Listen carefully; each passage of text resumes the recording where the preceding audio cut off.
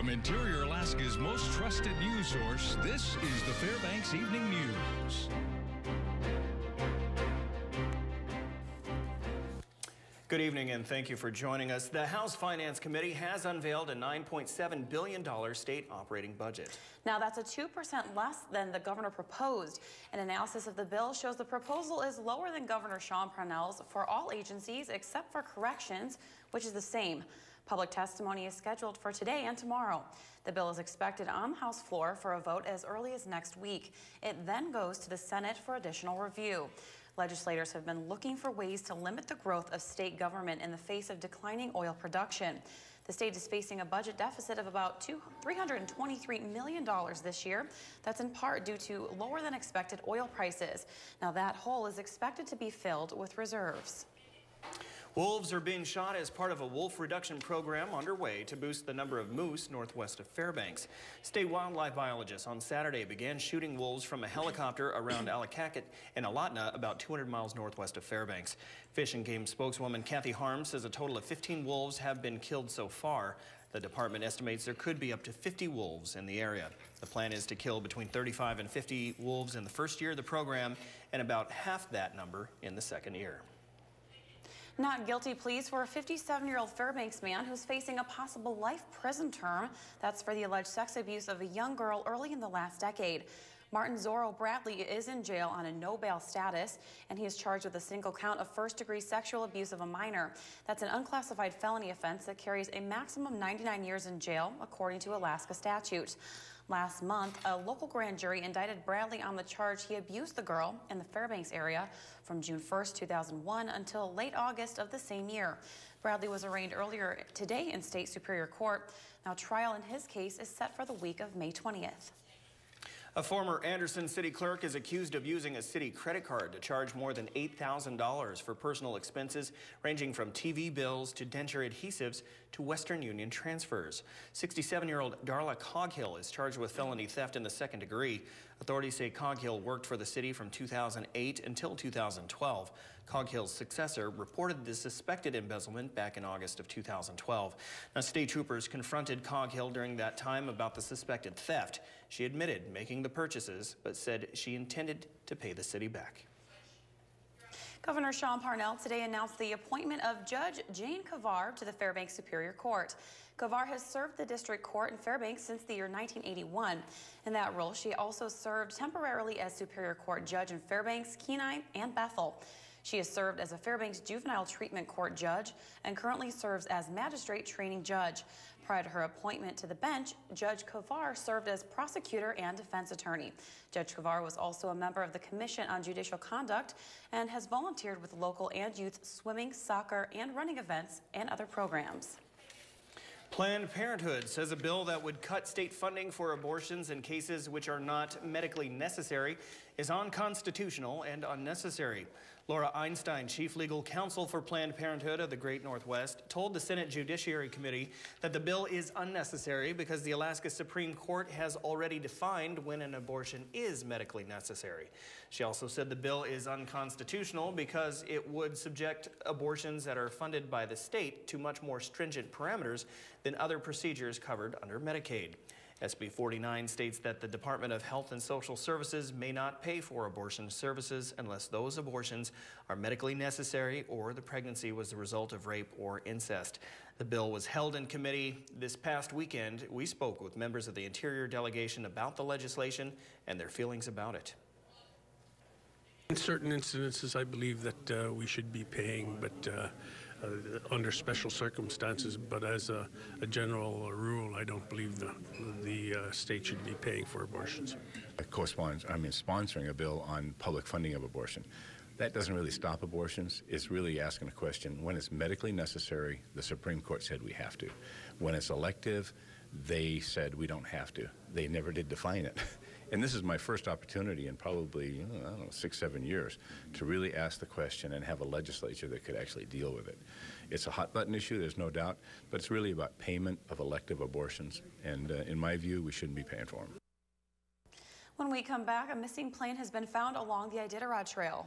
And would you believe beer as an alternative energy source? We'll explain. Stay with us. This edition of the Fairbanks Evening News is brought to you by Nissan, innovation that excites. Spadard Builder Supply, Denali State Bank, your community bank, and by Napa Alaska Stores, Napa Know-How. Welcome back. Aerial searchers spotted the wreckage of the missing Cessna plane today. It has been confirmed 3 people, including a child, were found dead in the wreckage. The Cessna 182 had left from Anchorage Monday for Tokotna, a village on the route of the Iditarod sled dog race. Now, once the plane had not landed on time, it was reported to officials who spotted the wreckage this morning near Rainy Pass.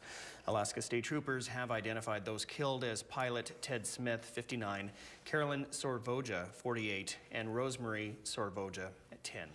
All were residents of Eagle River, an area on the north side of Anchorage.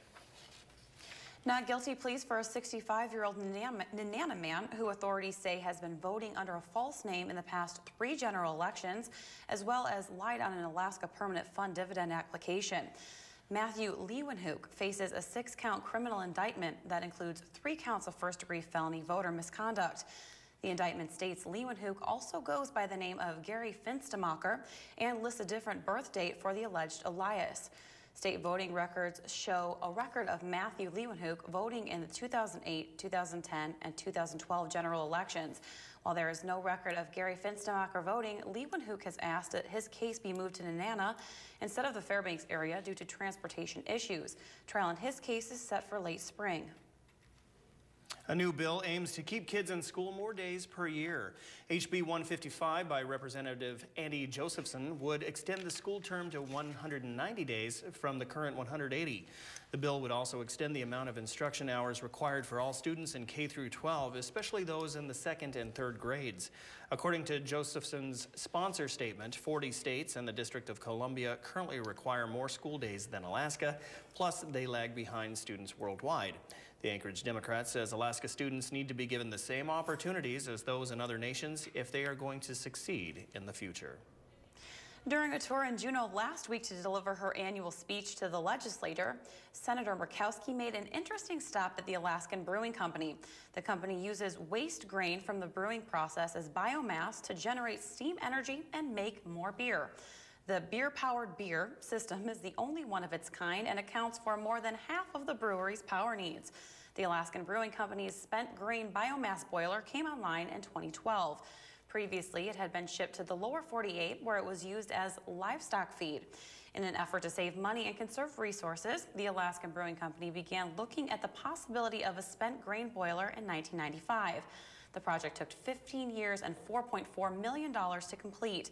Now the Alaskan Brewing Company is the first brewery in the world to use spent grain as its sole fuel source for a steam boiler. We've done a lot of research, and as far as we know, it's the only type of boiler of its kind that uses this fuel as its own fuel source, its sole fuel source. A portion of the energy that comes from the fuel, spent grain, is used to drive the spent grain. Okay. The excess is what we use for processing.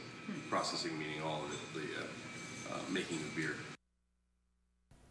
We hear of the aches and pains of age we might develop as we get older, but one young North Pole area girl is under treatment to stop pain every day. News Center 11's Monty Bowen has the story in this week's health report. Juvenile idiopathic arthritis means your body's confused. It thinks its own cells are bad. It fights against those cells to get rid of them. Madison Harinko of North Pole is a girl living with the disease. I have to get shots in my leg 2 times a week, and I have to take ibuprofen if it starts hurting.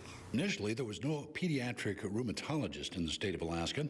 That meant the family had to fly her to Seattle for treatment every 3 months to the Children's Hospital. A group of pediatric rheumatologists now travel to Anchorage every 3 months. Madison is down to seeing the doctor twice a year now. If for some reason you don't get your medication, what happens?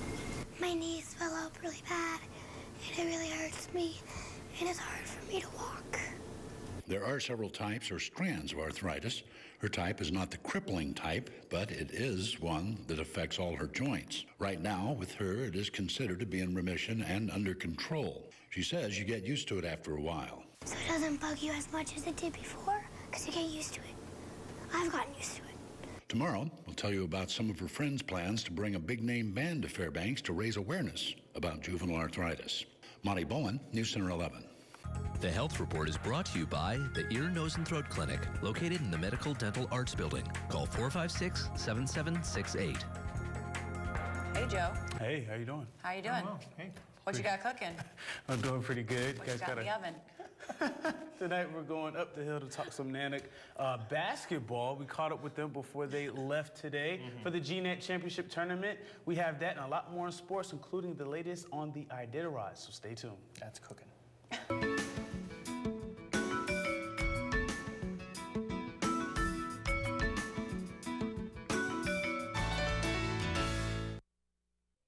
Hello, Interior Alaska. Joe Cook here in the sports seat for you this evening. Hope you're having a good day and welcome to Channel 11 Sports. The 4A Mid-Alaska Conference Tournament is this weekend. Today we take a look at North Pole. The boys team, comprised of mostly football players, has shown some flashes, but they've had their share of growing pains under their first-year coach Steve Bolden, who has tried to develop the Patriots into a full-fledged basketball team. Tyler Hill has improved his post game and mid-range jumpers. Senior Anthony Gibson is the heart and soul of the team. Khalil Stewart and Raymond Tansey contribute as well. They face West Valley Wolfpack on Friday. The girls team took the lead in the conference early on, but fell to last at season's end. It's all about the big three, though. Josie Broderick, the Nanick commit, Erica Croxon, an X-Factor on the wing, and Reagan Smothers running the point. Willow Stewart has stepped up her game as becoming a threat. They play Lathrop first, a team they beat 2 out of the last 3 meetings. The MAC starts at 6 at Lathrop on Friday.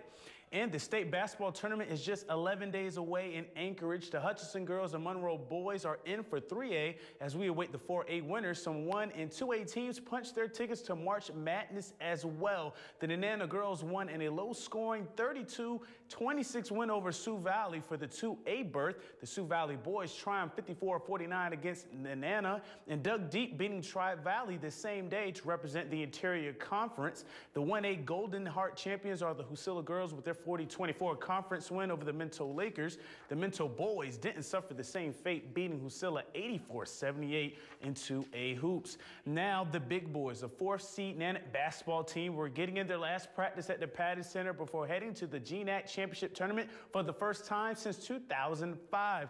They faced Montana State Billings in the quarterfinals and Lacey, Washington. They split with the Yellow Jackets, with MSUB winning behind a furious rally last week. But GNAT co-coach of the year, Mick Durham, took this team to 4th place after being picked last in the GNAT. Their 15-11 record is the first winning record in 6 years and the best conference finish in 7 seasons. Dominique Brinson and Sergei Putsar were named to the All-GNAT second team for the first time in their careers, and point guard Pat Voot was an All-GNAT honorable mention. This team looks focused and wants to take the next step. We've played this team 2 times, and so we think that we're pretty confident going in. We think that we can beat them. We have to play a full 40 minutes, so that's very important for us. Bottom line is we just got to play together and just talk on defense. You know, that's the big factor. Our simple goal was to make the GNAC tournament, and you know, we had a very solid season. There's another step to go. You know, this is great. We're 4th, but you know, there's another step to go, and that's to make the NCAA tournament for this program. And the 2 best Nanick swimmers will be representing UAF in the NCAA championships this week in Birmingham, Alabama. Margot Adams will be in 3 events, including the 100 fly, which she is ranked 4th. Adams is 19th in the 200 fly and will also be in the 100 free with teammate Bente Heller, along with the 100 free. Heller will swim in the 53, 100 free, 200 free, and 100 backstroke. Heller is 3rd in the 100 free and 100 back, which is a new event for her. Both swimmers start their races tomorrow through the 9th. There will be free web streaming of the events on ncaa.com. And the 2013 World Championships of the International Federation of Sled Dog Sports moved to Salsa for the one-dog men's and women's ski touring events. They start around 11 a.m. today, and here are the results. In the 15K men's race, Vesa-Pekka Järvelin of Finland took the gold, coming in at 30 minutes and 11 seconds, winning by 21 seconds. Coming behind Järvelin was Yevon Holel of Norway, and fellow Norwegian Steven Ivar Moen came in 3rd. Mike Crispin, representing the U.S., claimed 6th place by just 2.4 seconds ahead of Ludovic Coulau of France. For the women's 10K, Norwegians took the top 2 spots with Yvette Howell and Savannah Kelly. Howell won the gold just 6 seconds ahead of Kelly at 19 minutes and 7 seconds. Americans took spots 5 through 9 with Jamie Johnson leading the way in 21 minutes and 41 seconds. And tomorrow will be the one-dog polka events. And after a lightning-fast pace, Martin Boozer, the four-time Iditarod champ, took a 24-hour rest after going almost 170 miles to the Ron checkpoint. Mushers on the Iditarod have to take one 24-hour break and two 8-hour breaks during the 1,000-mile race. With his early rest, let's take a look at the leaderboard. Aaron Burmeister is leading the pack now, followed closely by Ali Zirkle. Seavy's in third. Nancy Mackey in early contention in fourth place, and Paul Gebhardt rounds out the top 5. And I'm out of time, but thanks for joining me. Mike Schultz has your full weather forecast coming up next, and we'll catch you next time. Hello, everyone. Welcome back into Fairbanks Evening News. Mike Schultz with you once again for a look at weather. And it was another nice day. Lots of sunshine and looking at temperatures to continue warming. We'll tell you more about that in a little bit. Let's start off with our photograph. This one's sent in by Bill Bailey. The Nenana Bridge in the background. You can see the horizon and the mountains in the background. Nice shot, Bill. And if you have a photograph to share with us, by all means, send it to Mike Schultz at KTVF11.com. Here's what's going on at the airport right now. 25 degrees for the high today, 14 currently, 4 below last night. The record high, 1957, record low, 1951. Sunrise at 7:45. Sunset, 6:23 this evening. Not too long ago, which gives us 10 hours and 38 minutes, a gain of 7 minutes from yesterday. Once again, air quality problem going on at Fairbanks and North Pole, unhealthy for sensitive groups all the way through Thursday, so keep that in mind. Here's our satellite picture today. You can see nothing going on over the western or eastern side of the state, but to the west, just the opposite. We've got a pretty good storm system moving up. Expect to bring blizzard conditions all the way up and down the west coast. That means it'll also be affecting the mushers in the Iditarod. Elsewhere across the state, you can see across southeast Alaska, clear to partly cloudy skies. Partly cloudy skies over the Gulf of Alaska. Snow is already moving in the Bethel area, and Nome expecting quite a bit of snow. Up on the North Slope, also some snow around Barrow and Fort Yukon. Sunshine at 3 degrees, I say. Lower 48 weather, more showers over the Pacific Northwest, nice over the Southwest. Elsewhere across the country, things are clearing out after the big storm, but the big storm continues to move across and really gain energy, and expected to really hammer much of the East Coast and the Mid-East, or Atlantic, I should say. And you can see why here, because the storm is already, as we speak, putting out thunderstorms in the southeast, a lot of rain up to the north, and then the cold air moves in and brings it into snow.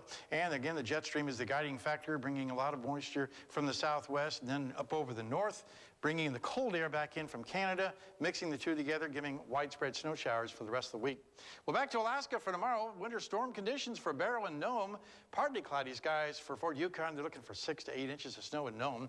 Over the interior, not too bad. Partly cloudy for Fairbanks. Increasing clouds for the Healy area. Over the southeast, it looks like sunny skies for Juneau and Ketchikan. Over to the southwest, again, mixed bag of weather. Looking at rain and snow ending in Cold Bay. Isolated showers in Kodiak. And rain and snow for Bethel. And over the south central sections, rain and snow for Anchorage, Homer, and Valdez. Okay, it's time once again for our kids' weather. And all this week, we're talking with the kids from Wood River Elementary School. Here's a picture from a young man he wants to share with you. This is me and my dad, and we're at Birch Hill. And there's a lot of bumps, and it was negative 45 degrees, and it was snowing, but it was sunny, and there was a lot of bumps on the hill, and at the end I fell off and went into the deep snow. Looks almost like a whiteout in that, with that snowfall there. Again, thanks to Mount McKinley Bank, and tomorrow night we'll have a young man here asking a weather question. Okay, here's your forecast for the remainder of the night. Looking like continued high clouds, but look at that, 0 degrees for the overnight low as temperatures really start to show a warming trend. 25 for the high tomorrow, scattered clouds. And again, look at the extended forecast, as you can see here, rising to the mid to upper 30s by Friday and Saturday, cooling off a little bit after that. Maybe some snow showers in the picture for Friday night into Saturday, and then overnight lows also very comfortable for this time of year. Overnight lows in the teens above and still above 0 by Sunday and Monday. So nice weather, and it just looks almost like spring, but I'm not going to say it yet. Right. Don't no say that negatives yet. right there. 30. Yeah. Yeah. You're liking that, it. aren't you, Joe? Yeah. You ready to wear a t-shirt? I can get, well, I don't know if I'm going to go that far, but But I do have to caution people out there on the roads today. They were slick. Oh, they're going to get slicker. So it's, you know, that time of year. As we said last night, remember where to use your headlights, too. Okay. Oh, yes. Yeah. That will wrap up this edition of the Fairbanks Evening News. As always, we are glad you could join us. Tonight on NBC Nightly News, the Dow Jones Industrial Average hits a new all-time high while many Americans are still struggling. That's next with Brian Williams. You can join us here 6 days a week at 6 and 11 or online anytime at webcenter11.com. Going to leave you tonight with some of those beautiful ice sculptures out there at the ice park. From all of us here at the News Center, have a good night. See you back here at 11.